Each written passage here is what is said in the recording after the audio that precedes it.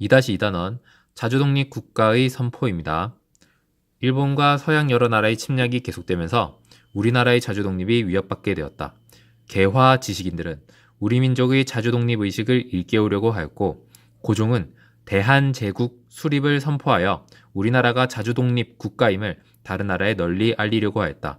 우리 민족은 자주독립을 위하여 어떤 노력을 했을까? 그리고 우리나라는 근대 문물이 들어오면서 어떻게 변화되었을까? 밑에 사진은요, 독립문의 사진이거든요. 독립협회가 자주독립 의지를 널리 알리려고 청일사신을 맞이하던 영은문이 있던 자리 부근에 세운 문이라고 합니다. 67쪽으로 넘어갈게요. 대한제국을 세운 까닭을 알아봅시다. 조선조정은 나라의 낡은 제도를 바꾸고 근대 국가로 나가기 위하여 정치, 경제, 사회 등 각 부문에서 개혁을 추진하였다. 명칭은 갑오개혁이고요. 1894년도에 있었습니다. 이 개혁을 통하여 조선이 근대 국가로 나아가는데 걸림돌이었던 노비 제도와 과거 제도를 폐지하였다. 청일전쟁에서 승리한 일본의 영향력이 커지자 조선 조정은 러시아의 힘을 빌려 이를 막으려고 하였다. 이에 일본은 조선에서 불리해진 정세를 되돌리려고 경복궁에 침입하여 명성황후를 시해하는 만행을 저질렀다. 을미사변이라고 하고요. 1895년도입니다. 을미사변 이후 일본에 대한 반감이 높아지는 가운데 단발령까지 실시되자 전국적으로 항일의병이 일어났다. 고종은 일본의 위협을 피하여 러시아 공사관으로 거처를 옮겼다. 시해에 대한 설명인데요. 왕이나 왕비 등 윗사람을 죽이는 것을 말하고요. 단발령이라고 하는 것은 성인 남자의 상투를 자르고 머리를 짧게 깎도록 한 명령을 말합니다. 여기 밑에 사진 두 개가 있는데요. 하나는 건천궁 오코루라고 해서요. 경복궁 안에 있는 건물로 명성황후가 시해된 곳으로 추정되는 곳이라고 합니다. 그리고 러시아 공사관에 대한 사진이고요. 68쪽으로 넘어갈게요.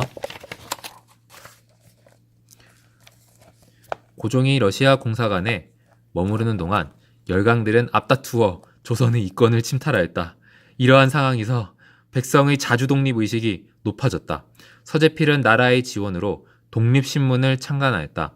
독립신문은 나라 안팎의 소식을 한글로 실어 사람들이 나란 일을 쉽게 알도록 하였고, 관리들의 잘못을 비판하기도 하였다.